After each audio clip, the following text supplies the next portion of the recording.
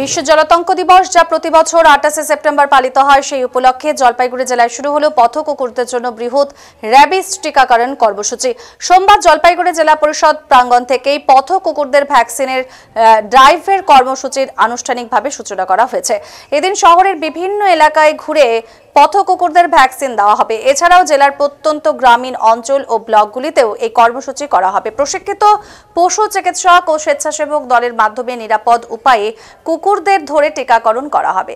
এর লক্ষ্য নির্দিষ্ট সময়ের মধ্যে জেলার অধিকাংশ পথ কুকুরকে র্যাবিস প্রতিরোধী টিকার আওতায় আনা।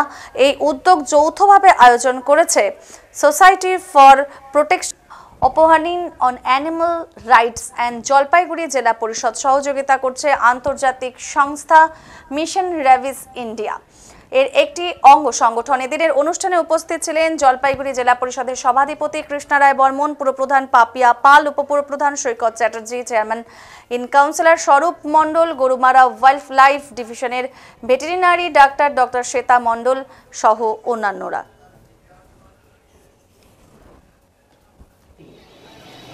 এই আয়োজকের যারা সদস্যবৃন্দরা রয়েছেন পথে ঠেলে দেয় সেই রোগ থেকে। 28 সেপ্টেম্বর ওয়ার্ল্ড র্যাবিস ডে, সেই উপলক্ষে আগামী এক মাস ব্যাপী আমরা জলপাইগুড়ি জেলার বিভিন্ন জায়গায়, সেই সঙ্গে হলদিবাড়িতে 3000 ভ্যাকসিনেশনের এই মুহূর্তে টার্গেট নিয়ে নেমেছি।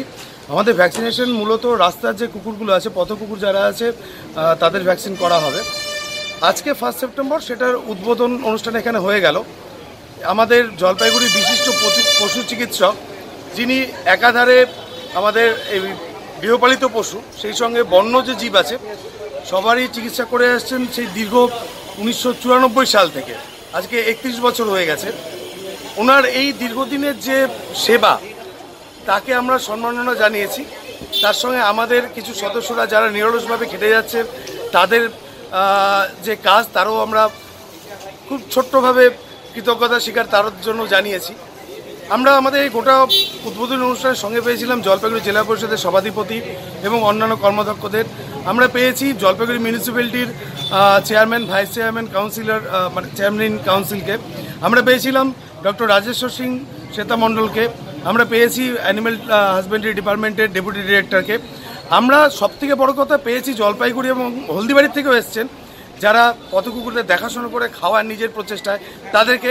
আমরা সঙ্গে পেয়েছি জলপাইগুড়ি বিভিন্ন পশুপ্রেমীদের যারা ছোট হলেও নিজের সাধ্য মতন আমাদের সাহায্যের হাত বাড়িয়ে দিয়েছেন, তাদের সবার আমরা সাহায্য পেয়েছি। গোটা এই এক মাস ব্যাপী যে আমাদের এই পরিকল্পনা, এই গোটাটা বাস্তবায়ন আমরা সবারকে আমরা সঙ্গে। কাদের উদ্যোগে এই যে অনুষ্ঠিত হচ্ছে আর কি, আজকে কি হলো এখানে মনে কি?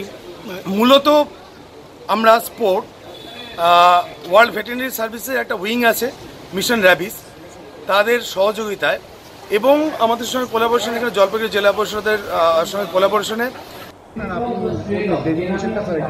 আমি হচ্ছে ডক্টর অভিজিৎ মণ্ডল, ডেপুটি ডাইরেক্টর ARD জলপাইগুড়ি। আজকে আপনাদের কি কর্মসূচি আপনারা নিলেন? না, আজকে একটা এনজিও, এখানে স্পোর এনজিওর একটা প্রোগ্রাম ছিল।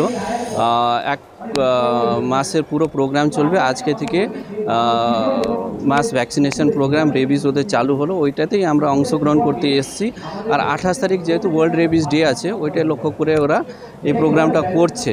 তো এটাই আমরাও, যেহেতু একটা লাগোয়া ডিপার্টমেন্ট আছে এই অ্যান্টি রেবিসের এতে, তো ওর জন্য আমরা আমাদেরকে ইনভাইট করেছিল, ওইটাই অংশগ্রহণ করতে এসেছিলাম।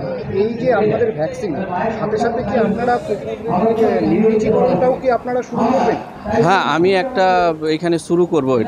এখানে একটা district society for the prevention of cruelty to animals থাকে, ওইটা আমি রিভাইভ করতে চালু করব। আর আমরা নিশ্চয়ই ওই দিকেও যেহেতু ভ্যাকসিনেশন হচ্ছে, আমরা ওই কুকুরের বন্দীকরণটাও শুরু করতে ইচ্ছা করি।